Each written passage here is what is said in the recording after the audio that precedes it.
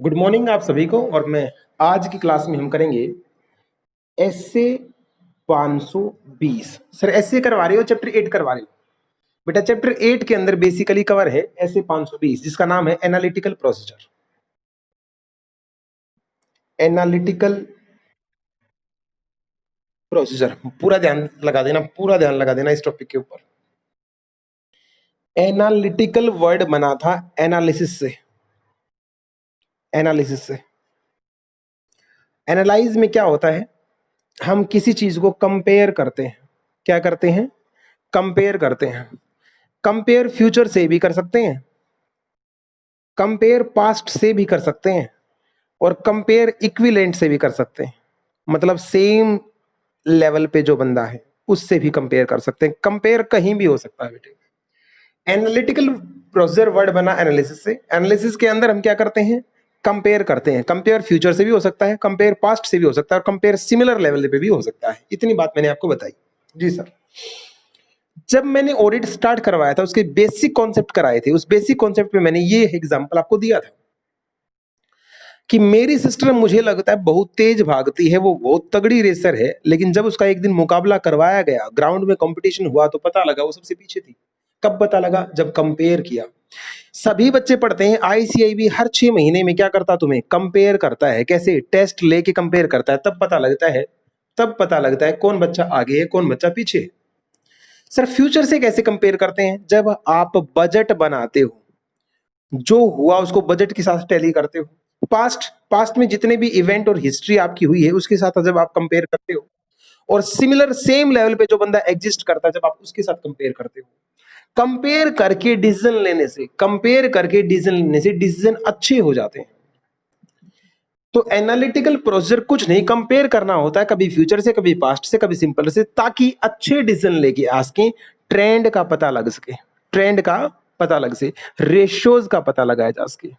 किसी सिंपल चीज को सॉरी किसी नॉर्मल ट्रांजैक्शन को सिंपली रीड ना करके उसके ट्रेंड्स को पता लगाना क्या कहलाता है? एनालिटिकल प्रोसीजर कहलाता है। पुराने टाइम में ऑडिटर इस टेक्निक को यूज नहीं करते थे, लेकिन आज के टाइम पे ये हमारे लिए उतने ही इंपॉर्टेंट है जितना हमारे लिए एसपी होते हैं। एसपी एसपी का मतलब बेटा सबस्टैंटिव प्रोसीजर। सबस्टैंटिव प्रोसीजर सर ये क्या होते हैं? अगर तुम्हें याद हो, अब याद भी तो दिलाना पड़ता ना है। अगर तुम्हें याद हो, प्रोसीजर 2 टाइप के होते थे, एक कंप्लायंस प्रोसीजर, एक सबस्टैंटिव प्रोसीजर। कंप्लायंस प्रोसीजर के अंदर चेक होते थे कंट्रोल, और सबस्टैंटिव प्रोसीजर के अंदर होते थे ट्रांजैक्शन एंड बैलेंस। सबस्टैंटिव प्रोसीजर कौन लगाता है? ऑडिटर। इसको लगाए बिना वो अपनी रिपोर्ट नहीं बना सकता साहब। तो आज के टाइम पे एनालिटिकल प्रोसीजर ऑडिटर के लिए उतना ही जरूरी है जितना उसके अदर सबस्टैंटिव प्रोसीजर जरूरी होते हैं। चलिएगा, बहुत बढ़िया। फटाफट एक बार बुक से मैच करवाने का प्रयास करूंगा जितना मैंने करवाया है। एसए का नाम है बेटा 520। सभी बच्चे याद करें, एसए का नाम है 520।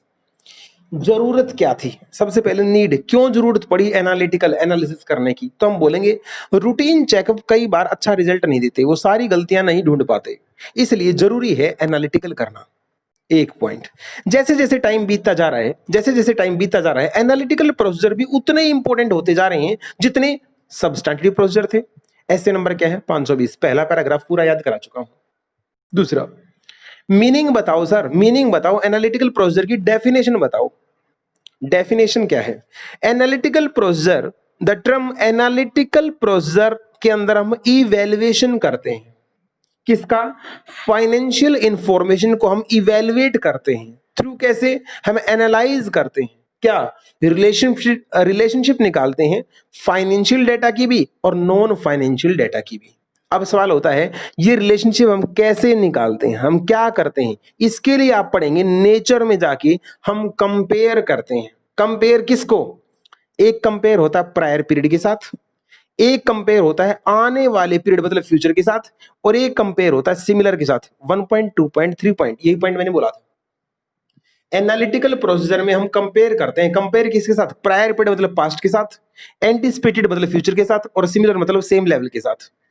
इस डेफिनेशन को मेरे को याद करके सुनाओगे? एक बार मैं आपको सुना दूं।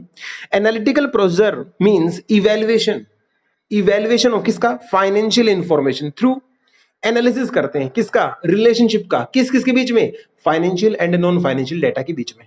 ऐसे नंबर क्या है 520। कोई भी एक बच्चा डेफिनेशन सुनाए एनालिटिकल प्रोसीजर की, जल्दी बेटा।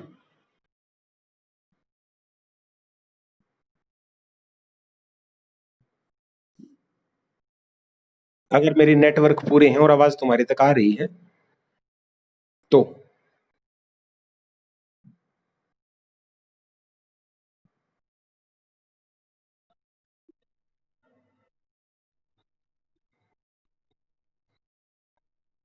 इसमें हम कंपेयर करते हैं। कंपेयर तीन चीजों के साथ हो सकता है, कहां कहां।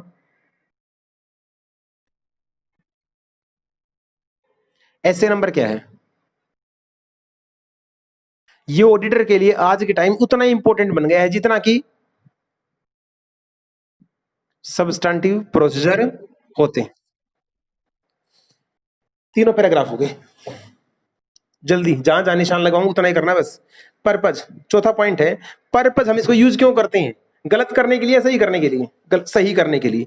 तो ये एनालिटिकल प्रोसीजर हमें असिस्ट करते हैं। हम असिस्ट का मतलब होता है बेटा हेल्प करना, हेल्प। ये एनालिटिकल प्रोसीजर में हेल्प करते हैं क्या करने में, हमारा एनटी डिसाइड करने में, nature, timing and extent, planning करने में हमें मदद करते हैं। इनको हम सबस्टैंटिव प्रोसीजर की तरह यूज कर सकते हैं, चेकिंग कर सकते हैं, और ओवरऑल ओवरऑल हमें रिपोर्ट बनाने में, रिव्यू करने में बड़ी मदद कर सकते हैं। तो अल्टीमेटली एक लाइन में बोलूं तो ये हमारे लिए हेल्प करते हैं, इसलिए हम इसको यूज करते हैं, पर्पस यूज कर रहा हूं। ऑडिटर का ऑब्जेक्टिव क्या है, डालो वहां पे होमवर्क। फिर से एक बार मैं याद करवा दूं, एनालिटिकल प्रोसीजर मींस इवैल्यूएशन किसका, फाइनेंशियल इंफॉर्मेशन का, किसके साथ, थ्रू द रिलेशनशिप, किस किसका, financial and non financial data का। टाइमिंग, हम एनालिटिकल प्रोसीजर हम कब कब एनालाइज करते हैं सर, जब हम ऑडिट करते हैं। तीन फेज में हम एनालाइज करते हैं, तीनों फेज में। बड़ा आसान क्वेश्चन बेटा, ये आएगा नहीं वैसे। प्लानिंग करते टाइम पे एनालाइज करते हैं, टेस्टिंग करते टाइम पे एनालाइज करते हैं, और जब लास्ट में रिपोर्टिंग करते हैं, जब ऑडिट कंप्लीट करते हैं तो भी एनालाइज करते हैं। उसने पूछा क्या है, टाइमिंग, किस किस टाइम आप एनालिटिकल प्रोसीजर लगाएंगे, तो हम कहेंगे बिगिनिंग में जब हम प्लानिंग कर रहे थे, मिड में जब हम परफॉर्मेंस कर रहे थे। बेटा प्लानिंग के बाद जो टेस्टिंग फेज है, इसको दूसरा नाम होता है परफॉर्मेंस फेज, परफॉर्मेंस साइड में लिख लो आप। प्लानिंग के टाइम भी एनालिटिकल प्रोसीजर यूज होते हैं, परफॉर्मेंस के टाइम भी यूज होते हैं, और कंप्लीशन मतलब रिपोर्टिंग टाइम, रिपोर्टिंग के टाइम भी इनको यूज किया जाता है। आए तो तीन हेडिंग बता के तीन लाइन बता देना। यहां तक का सारा मामला मैंने करवा दिया, आगे चलते हैं। Use of analytical procedure, sir आपने वहां कहा था आजकल एनालिटिकल प्रोसीजर को वैसे यूज किया जा सकता है जैसे सब स्टैंडर्ड प्रोसीजर होते हैं। इसके लिए 4 स्टेप लगाने। How to use analytical procedure, यहां पे डाल लेना बेटा most most important Q. 4 step होते हैं एनालिटिकल प्रोसीजर लगाने की। मतलब सर एनालिटिकल प्रोसीजर लगाने का एक तरीका होता है भाई साहब, वो तरीका फॉलो नहीं करोगे ना तो रिजल्ट अच्छा नहीं आएगा। हर चीज को फॉलो करने का, सॉरी हर चीज को लागू करने का एक तरीका तो होता ही है ना। तो स्टेप पूछ ली इसने, step number 1, step number 2, step number 3, और लास्ट में जाके स्टेप नंबर 4। मजे की बात बताऊं, स्टेप कभी भी पार्ट में नहीं आते, कई बार बता रखा है स्टेप पार्ट में नहीं आते। तो चारों स्टेप की हेडिंग और एक एक लाइन अगर आपको याद है तो पूरा क्वेश्चन याद हो जाएगा।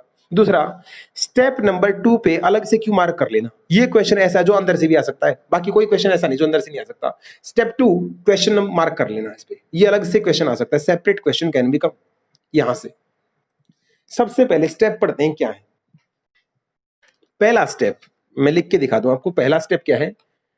सबसे पहले मतलब आप क्या लगा रहे हैं, एनालिटिकल प्रोसीजर, उसको कैसे यूज करें, सबस्टैंटिव में, तो इसको शॉर्ट में बोलेंगे सैप, सबस्टैंटिव एनालिटिकल प्रोसीजर। सैप की फुल फॉर्म है सबस्टैंटिव एनालिटिकल प्रोसीजर। को यूज करने से पहले पहला स्टेप आपको क्या है, D, determine the suitability, determine the suitability.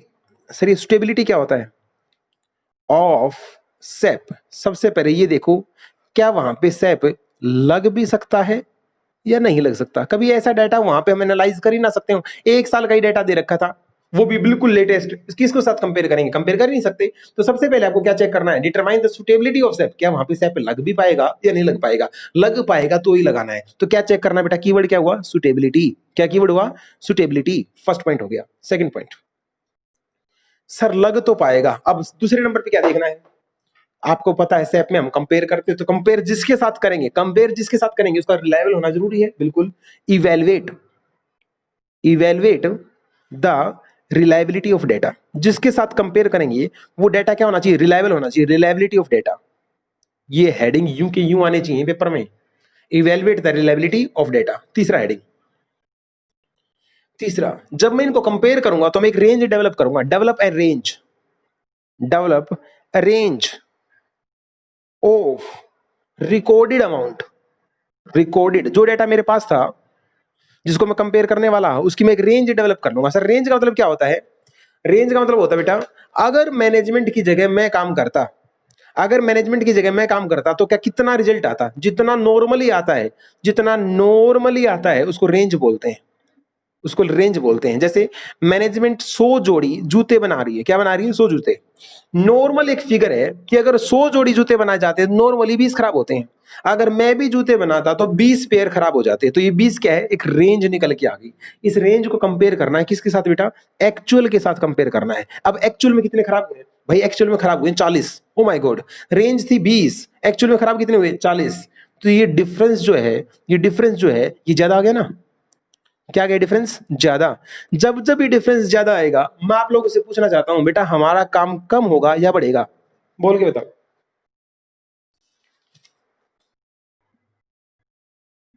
पक्की बात है, ठीक है जी। क्या आपको फर्दर इन्वेस्टिगेशन करनी पड़ेगी बेटे, क्या आपको फर्दर इन्वेस्टिगेशन करनी पड़ेगी। चलिए चारों स्टेप मैं फिर से लिख रहा हूं, पूरे पूरे एक बार मैं चारों स्टेप फिर से लिख के दिखा रहा हूं, साथ के साथ याद कर लेना, जिससे पूछूंगा उसी से सुनूंगा।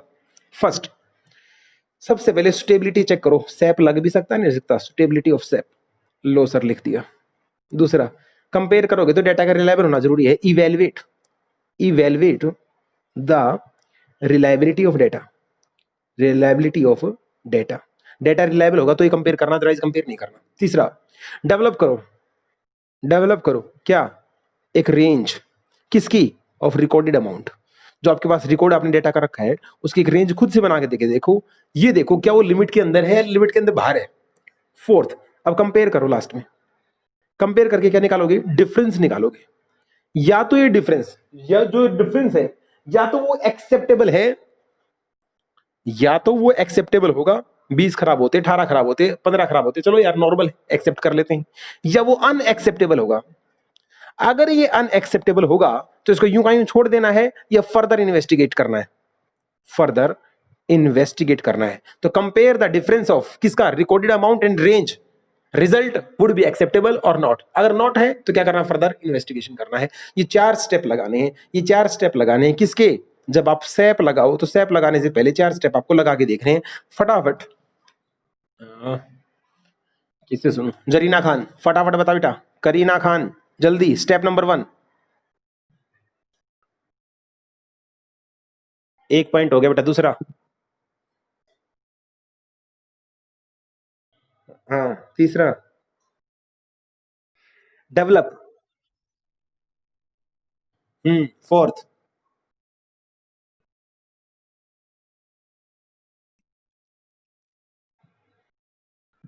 हाँ और ये जो डिफरेंस आया है ये कैसा होगा, या तो ये, और अगर अनएक्सेप्टेबल है तो अब क्या करोगे आगे, फिर काम बढ़ जाएगा, फर्दर इन्वेस्टिगेट करेंगे। बहुत बढ़िया, लो भाई लगाओ बेटा, फटाफट लगाओ, टाइम मत लगाओ। सबसे पहला था determine the suitability of SAP, क्या वहां पे सैप लग भी सकता है, नहीं लग सकता। और सैप लगाने से पहले आपको एक चीज और चेक करनी पड़ेगी, सैप लगाने से पहले आपको एक चीज और चेक करनी पड़ेगी, अकेला एनालिटिकल प्रोसीजर लगाऊं या साथ में टेस्टिंग भी लगाऊं या दोनों का कॉम्बिनेशन लगाऊं। First point, second point, third point, सिर्फ एनालिटिकल प्रोसीजर लगाऊं, सिर्फ टेस्टिंग लगाऊं या दोनों का कॉम्बिनेशन लगाऊं। सर ये कैसे पता लगेगा, सैप वहां पे लग भी सकता है नहीं लग सकता, वहां का डेटा देखना पड़ेगा बेटा, डेटा अवेलेबल होगा तो ही सैप लगा पाएंगे। क्या डेटा को अलग अलग किया जा सकता है, अलग अलग नहीं कर सकते तो सैप कैसे लगा देंगे। किस टाइप का अकाउंट है, कहां से वो डेटा आया है, उस डेटा को प्रिडिक्ट कर भी सकते हैं नहीं कर सकते। 2-3 पॉइंट आपको उठा लेने, 2-3 पॉइंट लेने, वो भी heading. Question number 2, evaluate the reliability of data, ये 4 मार्क्स का अलग से आ सकता है। डेटा की रिलायबिलिटी, कंपेयर करने से पहले डेटा की रिलायबिलिटी चेक कर लेना। सोर्स, वो जिस डेटा से तुम कंपेयर कर रहे हो। अब मैं आपसे पूछता हूं बेटा, कोई चीज तुमने व्हाट्सएप पे पढ़ रखी है और एक चीज तुमने आईसीए की साइट पे नोटिफिकेशन पढ़ रखी है, किस पे ज्यादा विश्वास करेंगे आप? बताओ भाई। कारण कारण उसका सोर्स जो है, उसका सोर्स वो ऑथेंटिक है, उसमें मजा है, उस पर विश्वास किया जा सकता है। तो कंपेयर करने से पहले डेटा का सोर्स पता किया करो। मैंने कहा कि फिर ये देखा करो क्या उनके बीच में कोई कंपेरेबिलिटी है भी या नहीं। सर जैसे बेटा एक बात बताओ, क्या सीए के स्टूडेंट को फिजिक्स केमिस्ट्री मैथ के स्टूडेंट के साथ कंपेयर करना चाहिए? हाँ जी। क्योंकि इनके बीच में क्या नहीं है, बोलो क्या नहीं है इनके बीच में? शाबाश। Source of the information available, दूसरा कंपेरेबिलिटी होनी चाहिए, तीसरा कंपेयर भी कर लो, उसका रेलिवेंस भी तो होना चाहिए, उसका नेचर और उसका रेलिवेंस तुम्हारे साथ मैच करना चाहिए। अगर वो तुम्हारे लिए रेलिवेंट नहीं है तो तुम इसको यूज नहीं करना। और फोर्थ, जो डेटा तुम उठा रहे हो, जहां से डेटा उठा रहे हो, ये देखना क्या उस डेटा के ऊपर कंट्रोल्स है। अगर कंट्रोल होंगे तो डेटा रिलायबल होगा, और कंट्रोल नहीं होंगे तो डेटा रिलायबल नहीं होगा। तो इसका मतलब चार चीजें चेक कर लेना कहीं से डेटा उठाने से पहले। Separate question can be come. Question step number 2। Step number 3, develop an expectation of recorded amount, bracket close. यहां से हमने एक रेंज डेवलप करी। क्या करिए कि रेंज डेवलप करी, अंदर का नहीं पढ़ना क्योंकि ये क्वेश्चन अलग से नहीं बनता। फोर्थ पॉइंट है step number 4, determine the amount of any difference. जो डिफरेंस निकल के आया है उसको डिटरमाइन करो, क्या वो एक्सेप्टेबल है? अगर वो एक्सेप्टेबल है तो ओके, अगर वो एक्सेप्टेबल नहीं है तो फर्दर इन्वेस्टिगेट आपको करना पड़ेगा। हमारे 4 पॉइंट से वो क्वेश्चन खत्म हुआ। नेक्स्ट पे फिर से मोस्ट मोस्ट इंपोर्टेंट लिखो। अब की बार क्वेश्चन है technique. Write down the techniques availing while applying SEP. SEP लगाते टाइम आप कौन सी टेक्निक को फॉलो करते हो? तरस आता है मुझे तुम्हारे ऊपर, तरस, TRRS, तरस। तरस आता है जब मैं लगाता हूं सेप। सेप की क्या है टेक्निक? कंपेयर करने के लिए क्या देखते हैं आप? ट्रेंड का पता करते हैं। ये सबसे कॉमनली यूज्ड टेक्निक है, सबसे ज्यादा यूज होता है। हम रेशियोज निकालते हैं, प्रॉफिट का सेल की रेशियो क्या है, प्रॉफिट का कॉस्ट का रेशियो क्या है, प्रॉफिट का सिमिलर रेशियो क्या है। तो तरह तरह की हम रेशियो निकालते हैं। रेशियो निकाल के उनको आपस में कंपेयर करके रीजनेबल चेक करते हैं। सैलरी अगर 1 लाख रुपए है तो पीएफ में रीजनेबली कितना पैसा जाना चाहिए? 10%, 15%, 20%। तो ये रीजनेबल टेस्ट। और लास्ट में स्ट्रक्चरल मॉडलिंग। सर ये क्या है? ये मैथ के अंदर आते थे, वो लीनियर रिग्रेशन, पोजीशन, पता नहीं क्या क्या होते थे। ये स्टैटिस्टिकल टेक्निक भी इसके साथ होती हैं। तो 4 टेक्निक के नाम याद करने हैं। 4 मार्क्स का है। कहता है सैप लगाते टाइम आप कौन से तरीके यूज करते हैं? तरस आता है, T4, जल्दी बताओ भाई। R4, फिर से R4, और सबसे लास्ट में था स्ट्रक्चरल मॉडलिंग। के अंदर आपको ये लीनियर रिग्रेशन नाम याद करना है। ये कोई मैथ की टर्म है, कभी आती थी, तुमने पढ़ रखी है क्या कहीं पे? ये स्टेटिस्टिक की टर्म थी। चलिएगा, टेक्निक हमारी होगी। टॉपिक हमारा खत्म हो चुका बेटा, चैप्टर हमारा ओवर हो गया। बस अब तो सिर्फ बातें चल रही हैं। टॉपिक का नाम देखो मिसलेनियस, जो टॉपिक है नहीं लेकिन हम बना रहे हैं और इसको अंडरस्टैंड कर रहे हैं। जैसे ही हम मिसलेनियस को पढ़ेंगे, इंपॉर्टेंट क्वेश्चंस और चैप्टर ओवर। लेकिन खुश मत हो बेटा, ये चैप्टर था ही नहीं। बेसिकली चैप्टर था ही नहीं, ये टॉपिक था जस्ट 10 से 15 मिनट का। अब मैं ये पॉइंट बोलूंगा और तुम्हें इसको पढ़ के आंसर आ जाना चाहिए। आपने एनालिटिकल प्रोसीजर लगा के जो रिजल्ट आए हैं उस रिजल्ट को छोड़ देना चाहिए, इन्वेस्टिगेट करना चाहिए। हाँ भाई जल्दी बोलो बेटा। एनालिटिकल प्रोसीजर के जो रिजल्ट आए उसको इन्वेस्टिगेट करना है। इन्वेस्टिगेट करने के लिए आपको मैनेजमेंट से बात करनी पड़ेगी। तो आप मैनेजमेंट से इंक्वायरी करेंगे, उनसे एविडेंसेस लेंगे, अदर प्रोसीजर लगा के देखेंगे। अल्टीमेटली जब रिजल्ट आएंगे, ये काम क्यों कर रहे थे? इन्वेस्टिगेट करने के लिए तो कर रहे थे ना। तो ये 2 पॉइंट यहां से आपको याद करने हैं। नेक्स्ट, फिर से मैं आपसे पूछूंगा, क्या एनालिटिकल प्रोसीजर हमें ओवरऑल असिस्ट करता है या दुखी करता है? हो गया टॉपिक, टॉपिक हो गया। Consideration specific to public sector entity, homework है, पढ़ के बताना। पीएसयू में थोड़ा सा हिंट दे देता हूं। पब्लिक सेक्टर एंटिटी के अंदर सबसे ज्यादा गड़बड़ होती है, सबसे ज्यादा गड़बड़, सबसे ज्यादा फ्रॉड कहां होते हैं? पीएसयू में होते हैं। PSU, public sector undertaking. Sir क्यों? खुद का पैसा नहीं होता बेटा। सरकार का पैसा होता है, पब्लिक का पैसा होता है, इसलिए इसको मिसयूटिलाइज करते हैं। तो वहां पे जाके ये टेक्निक हमें ज्यादा लगानी चाहिए। उसके बारे में थोड़ा सा 2 लाइनें दे रखी हैं, पढ़ के देखना, क्वेश्चन नहीं आता, अंडरस्टैंडिंग के लिए। हमारा टॉपिक हो गया ओवर, फटाफट निकालिए 7th चैप्टर जिसका नाम है स्टैटिस्टिकल टेक्निक। 7th चैप्टर बेटा जल्दी निकालो, मुझे खत्म करना है। Audit sampling. चलो इस वीडियो को मैं एक बार